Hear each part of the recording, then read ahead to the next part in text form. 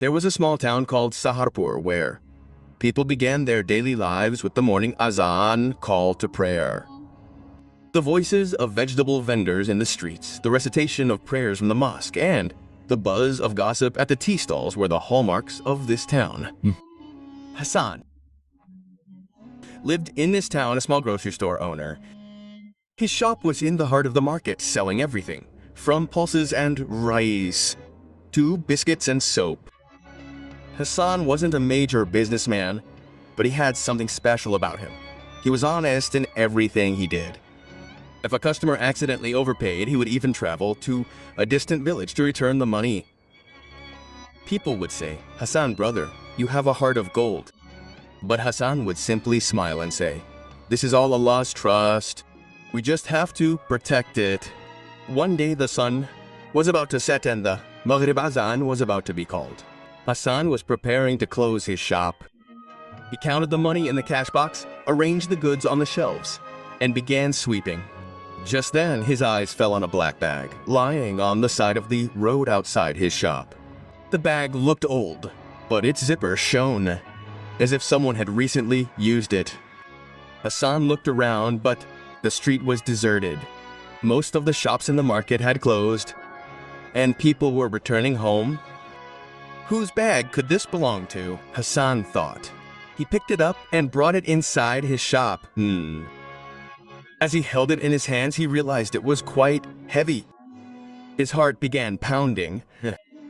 Could there be something valuable in it? He asked himself. But then he quickly stopped himself. Hassan, this isn't yours. Whatever it is, it's someone's trust. Hassan put the bag in a corner of his shop, hoping someone might come looking for its owner. But night fell, and no one came. Hassan prayed Maghrib, closed his shop, and took the bag home. His wife, Fatima, and 2 young children, Ali and Zainab, were waiting for him. "What's the matter, Hassan? You seem a little worried today," Fatima asked while serving the food. Hassan told him about the bag. "Fatima, I don't know what's in it, but it belongs to someone. How can I even open it? What will people say if it turns out to be something valuable? And if I don't open it, how will I find the owner?" Fatima said seriously, "Hassan, you're right. It's a trust.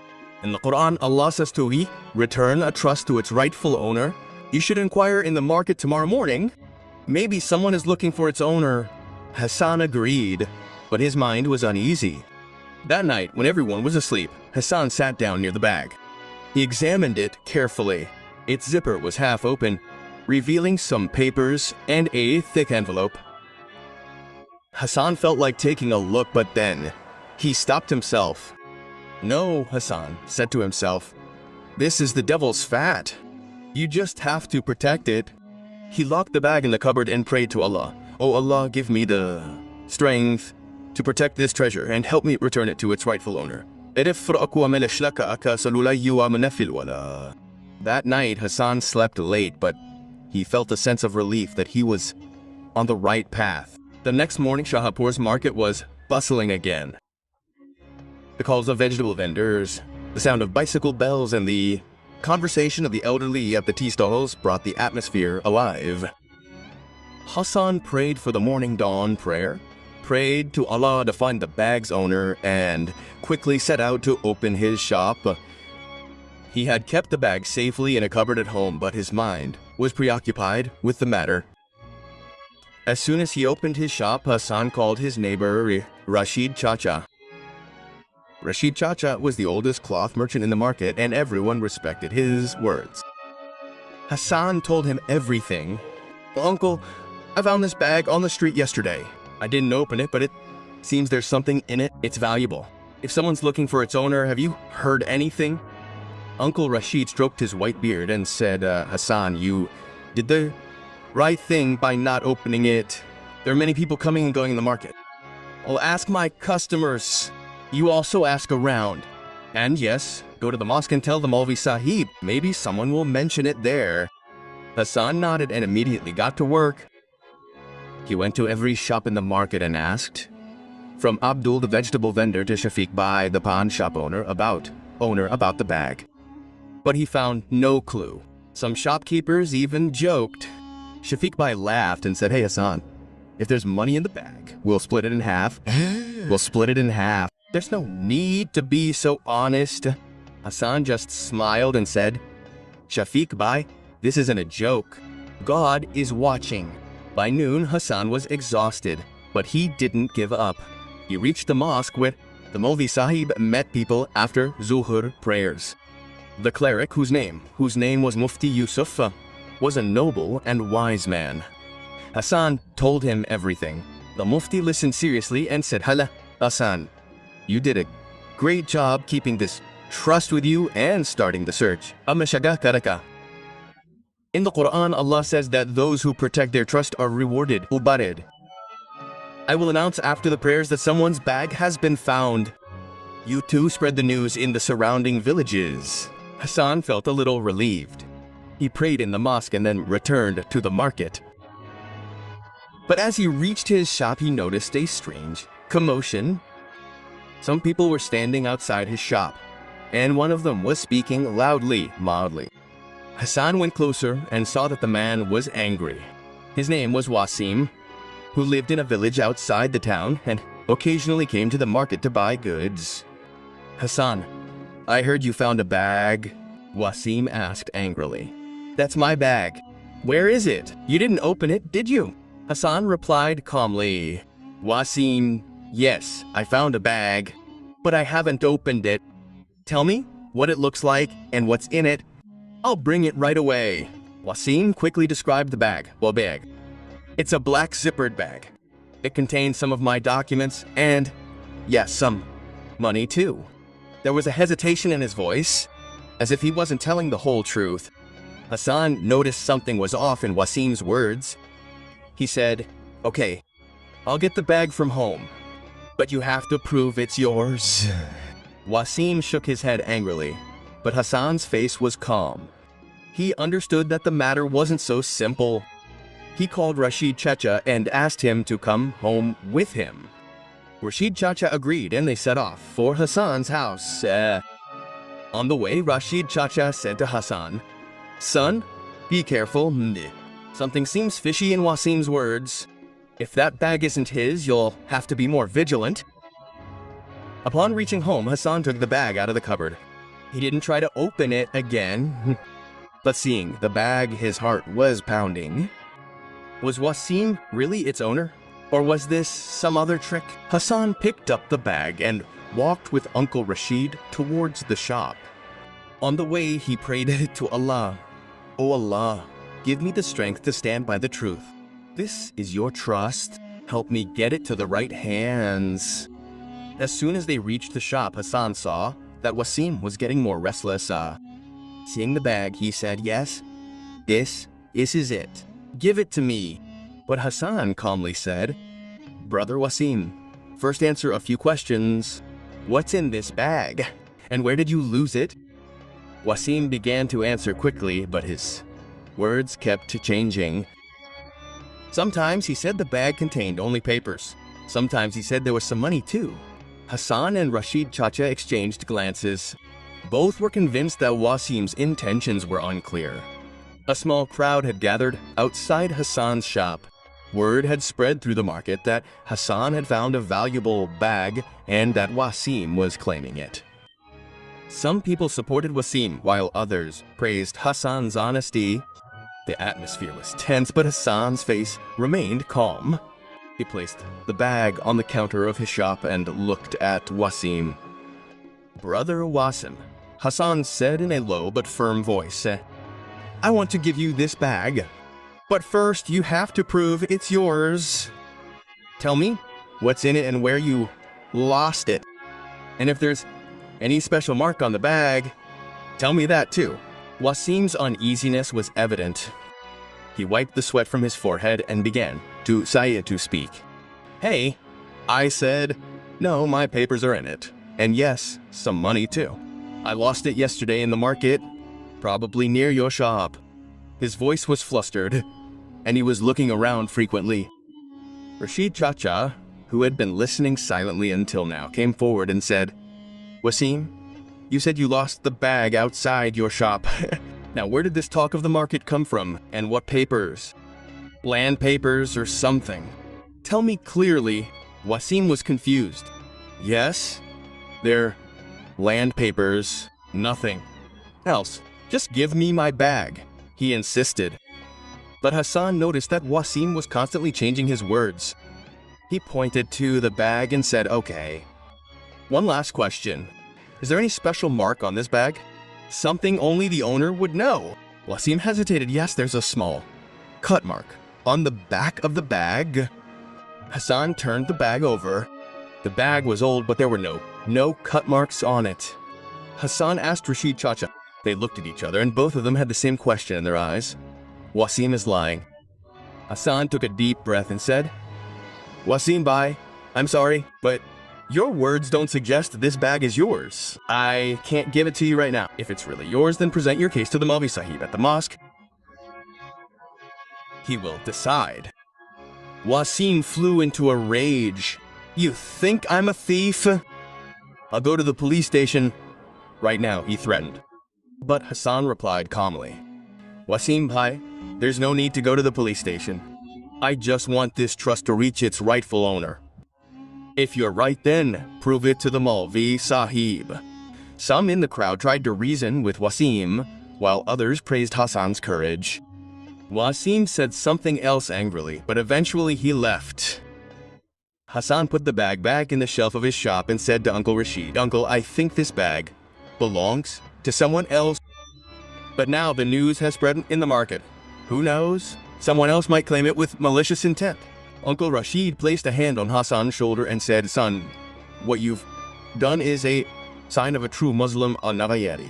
Allah has placed this responsibility on you, and He will show you the way. Now meet the Maulvi Sahib at the mosque and hand over this bag to him.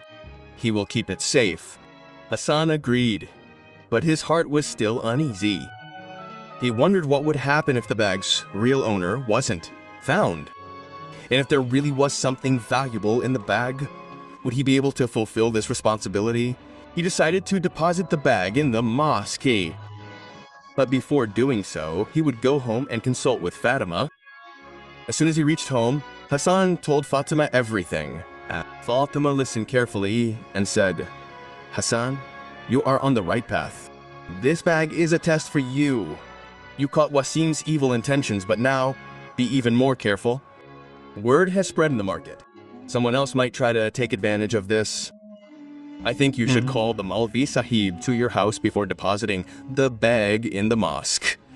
Open the bag in front of him and see what's inside. If there are any valuables, make a list of them, so no one can falsely accuse you later. Hassan liked Fatima's advice. He immediately sent word to the mosque that the Maulvi Sahib would be coming to his house that evening. That day, Hassan closed his shop early and returned home. That evening, after Maghrib prayers, the Maulvi Sahib, Mufti Yusuf, arrived at Hassan's house. Uncle Rashid was also with him. Hassan took the bag from the cupboard and placed it in front of the Mufti Sahib. Maulvi Sahib said, I want to hand this bag over to you. But Fatima advised us to look inside it first so there would be no misunderstanding later. Mufti Sahib nodded and said, Hassan, you made a wise decision. Transparency is essential in safeguarding a trust. We will open this bag in front of everyone and make a list of everything it contains. Hassan opened the zip. Everyone's eyes were on the bag. Inside were some papers, an old wallet, and a thick envelope. Hassan opened the envelope, and bundles of notes emerged. Surprise was visible on everyone's faces at the sheer amount of money. Mufti Sahib began counting. It amounted to more than 0 zeros. Furthermore, among the papers were a land deed and some old letters. This could be someone's life savings, Fatima said softly. Mufti Sahib said seriously, Hassan, this trust is a huge one. Now your responsibility has increased. We must find its rightful owner and keep it safe in the mosque until then. Hassan's heart was pounding. Seeing such a large sum of money, he briefly thought that if he had kept it, it could have changed his life. But he immediately pushed that thought away. He prayed to Allah, Oh Allah, Proinu, protect me from greed, and give me the strength to return this trust to its rightful owner. Hassan's house was silent. Mufti Yusuf, Uncle Rashid, and Fatima sat in front of the bag. The same question was on everyone's face. Who could possibly own such a large sum of money and land documents? Hassan's heart was still restless, but Mufti Sahib's presence brought him comfort. The money and documents found in the bag were counted and noted on a piece of paper. Mufti Sahib said, "Hassan, this trust will now be kept in the mosque. I will announce it to the entire town tomorrow after Friday prayers. I will. Maybe someone will come looking for its owner." Hassan nodded, but his gaze was on the old letters in the bag. They were folded as if someone had read them over and over again. He asked Mufti Sahib for permission. "Maulvi Sahib, can I read these letters? Maybe they'll provide some clues as to who this bag belongs to." Mufti Sahib thoughtfully said, "Hassan, if the letters can reveal the owner, then it's fine. Then it and fine. But read them only for clue." Hassan agreed and carefully opened a letter. The ink had faded a bit, but the handwriting was clear. He began reading. The letter was written by a woman addressing her brother Hadi. It read, "Aziz Bhaijan, Assalamu alaikum. I am writing this to you in the hope that you are well. Mother's health is deteriorating now. The doctor says she needs 50,000 rupees for the operation. I've decided to sell my land. The papers are ready, and I've saved some money. If you can help, it would be a great favor. May Allah reward you. Your sister, Ruqayya." Hassan's eyes welled up. He showed the letter to Fatima and Mufti Sahib. As soon as Fatima read the letter, she said, "Hassan, this bag could belong to someone named Ruqayya, and she was probably saving this money for her mother's treatment." Mufti Sahib said seriously, "Hassan, this letter is a big clue, but we have to find Ruqayya. Does the letter mention any address or village?" Hassan looked at the letter again, but there was no clear address. It only said that Ruqayya lives in a village near Shahapur Abasm. Uncle Rashid, who had been silent until now, said, "Hassan, there are many villages around Shahapur, but the name Ruqayya is common here. We have to investigate further. I will ask my old customers. Maybe someone knows a woman with that name." Hassan decided to go to the surrounding villages the next day and inquire. That night, Mufti Sahib took the bag with him to the mosque to keep it safe. Hassan and Fatima put the children to sleep and talked about it for a long time. Fatima said, "Hassan, I believe Allah has chosen you to protect this bag, Melahabila. If you have money for Ruqayya's mother's treatment, your hard work could save someone's life." Fatima, Hassan said with a smile, "All I want is for this trust to reach its rightful owner. The rest is up to Allah." The next morning, Hassan woke early. He prayed Fajr and began searching the surrounding villages. He first went to the nearby village of Nupur. There, he asked the village headman and some elders about a woman named Ruqayya. But no one could remember such a woman. Hassan didn't give up. He reached the next village, Rahimganj. There, some people were sitting at a tea stall. Hassan started talking to them and mentioned Ruqayya. An old man adjusting his cap said, "Ruqayya. Yes, I remember. There was a Ruqayya in Rahimganj who lived with her ailing mother, but she moved away a few months ago." Ataja, Hassan's heart, perhaps from the city, pounded. He asked, "Can you tell me anything else? How was his mother's health, or where did she go?" The old man scratched his head and said, "Son, all I remember is that Ruqayya was very worried. Her mother was seriously ill. She was talking about selling the land, but I don't know where she went." Hassan thanked the old man and returned to Shahapur. He told the Mufti Sahib at the mosque everything. The Mufti Sahib said, "Hassan, you did a good job. Now we have to search the city. I will talk to some of my acquaintances who work in the mosques. Maybe we will find some trace of Ruqayya there." That same day, after Friday prayers, the Mufti Sahib announced in the mosque that a bag containing money and documents had been found. He also said that whoever claimed it would have to provide valid proof. After the announcement, many people came to the mosque, but most of them were as vague as Wasim. Hassan was now convinced that the bag belonged to Ruqayya, but finding her was not easy.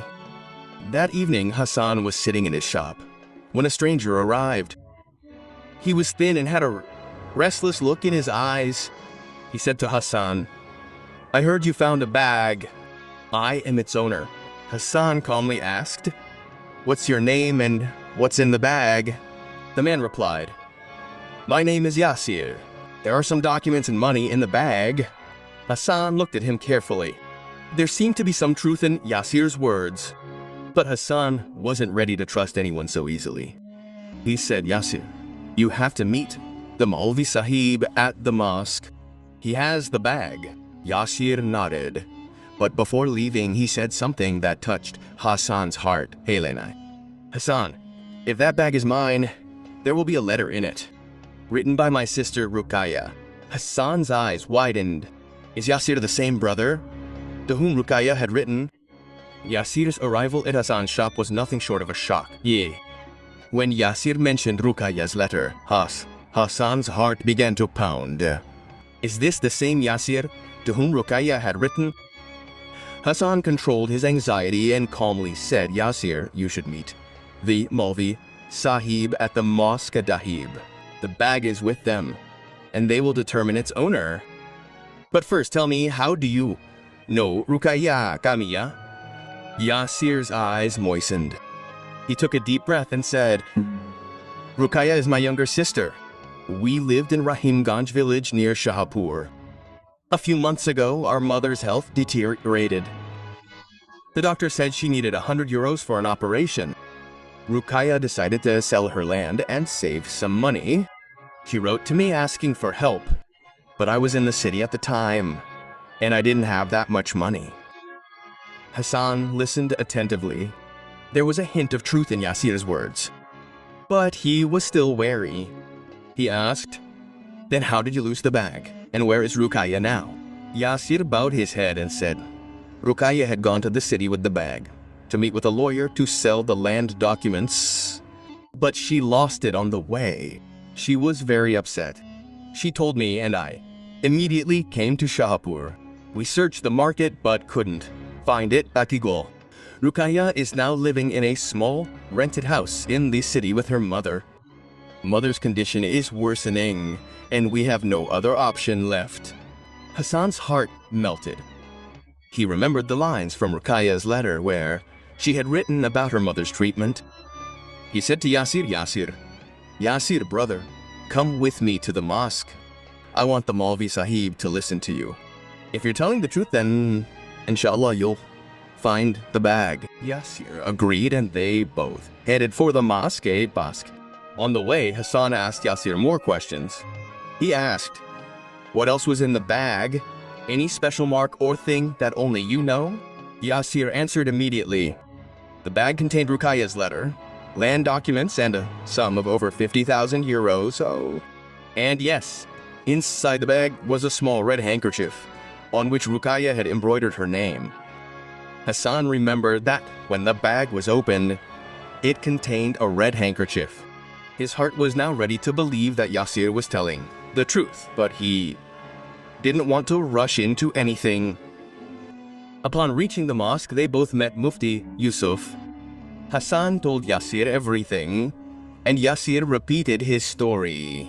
The Mufti listened intently and said, "Yasir, what you're saying seems true, but we have to be sure. The bag is here in the mosque. I'll bring it right away, and you'll have to answer a few questions." The Mufti brought the bag and asked, "Yasir, tell me, what's in it?" "What's in it? Anything else that only the owner knows?" Yasir repeated the same thing. Letters, papers, money, and a red handkerchief. The Mufti opened the bag and took out the handkerchief. It had Ruqayya embroidered on it. Mufti Sahib looked at Yasir and said, "It seems you're telling the truth, but one last proof. Can you call Ruqayya here? If she comes herself, we'll be completely convinced." Yasir nodded and said, "Maulana Sahib, I'll bring her tomorrow morning. She's in town, and I'll go pick her up. Mufti Sahib agreed and put the bag back in the mosque's safe room. Hassan felt relieved that perhaps the trust was finally reaching its rightful owner. But he also harbored a fear. Would Wasim or someone else cause trouble in the meantime? That night, Hassan returned home and told Fatima everything. Fatima smiled and said, Hassan, what you've done is truly remarkable, Ayah. If this bag belongs to Ruqayya, you've helped save her mother's life. May Allah reward you. Hassan simply said, Fatima, I just did what a Muslim should do. Should do. The next morning, Hassan arrived at the mosque. A few people had already gathered there, as news of the bag had spread throughout the town. Mufti Sahib and Uncle Rashid was also present. A little while later, Yasir arrived, accompanied by a woman. It was Ruqayya. Her face was tired, but her eyes sparkled with hope. Ruqayya greeted Mufti Sahib and said, Maulana Sahib, my name is Ruqayya. This bag is mine. I lost it in the Shahpur market on my way to the city. It contained my mother's medical money and land documents. Mufti Sahib asked Ruqayya a few questions. She gave a complete description of the bag, the handkerchief, the letter, and the exact amount of money. She also pointed out that the zipper was half torn, which Hassan remembered. Mufti Sahib examined the bag, and everyone was convinced that Ruqayya was the real owner. But then a commotion was heard outside the mosque. Wasim had returned this time with some people. He shouted, This bag is mine! You people are deceiving me! Everyone outside the mosque was tense when they heard Wasim's uproar. He had brought some people with him and they were shouting loudly, Hassan has stolen the bag! He is giving it to someone else! Ruqayya and Yasir looked at each other in fear. Hassan's heart was pounding, but he controlled himself. Mufti Yusuf raised his hand to calm everyone down and said in a stern voice, This is a mosque, the house of Allah. There will be no uproar here. Whoever is telling the truth will get a chance to prove it. Wasim was called in. He repeated the same thing. This bag is mine. I lost it in the market.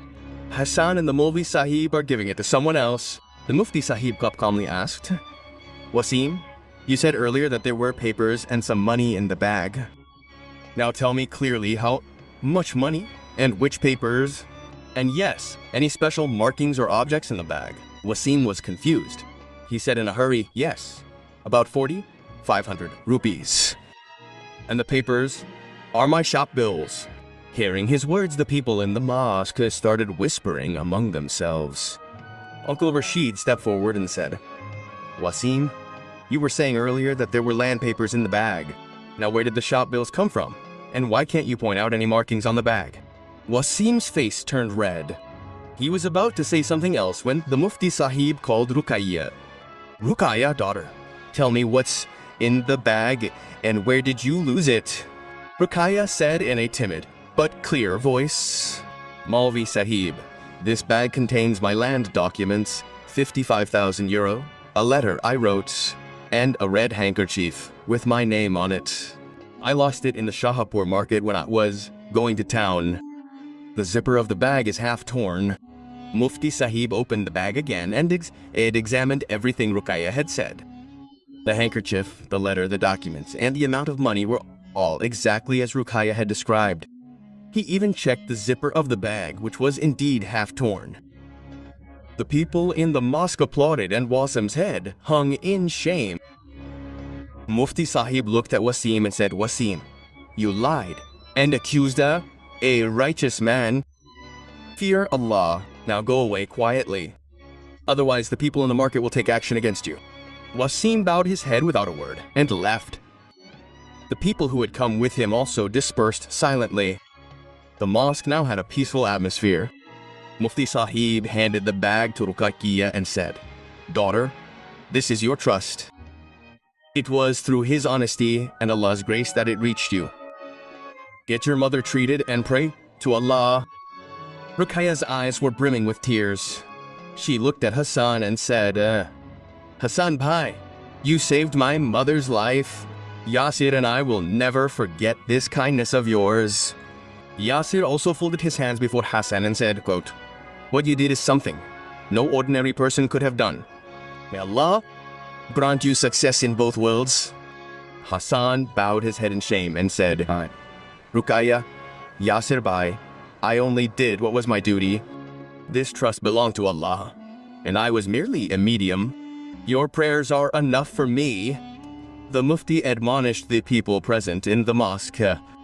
He said, "Look, Hassan taught us how great an act of worship is to protect trust. Allah says in the Quran, "Hawhanullah, those who protect their trusts and promises are the true believers, are the true believers. Surat Al-Mu'minun 23 verse 8. Hassan not only returned the deposit, but also saved his faith. We should learn from him. Ruqayya and Yasir took the bag from the mosque and left. Ruqayya promised to get her mother treated and always pray for Hassan. Hassan returned to his shop, but his heart was filled with peace. His honesty was now the talk of the town. People came to his shop and prayed for him. A few days later, Hassan received a letter. It was written by Ruqayya. It read, "Hassan Bhai, Assalamu alaikum. My mother underwent surgery because of you, and she is recovering well. We did not sell the land because the prayers of a kind person like you eased our difficulties. May Allah always bless you and your family. Yedaka." Your sister, Ruqayya. Hassan read the letter and closed her eyes, thanking Allah. Patrika. She showed the letter to Fatima, and together they prayed that Allah always keeps them on the path of honesty. Hassan's small shop was no longer just a grocery store. It had become a symbol of honesty and righteousness.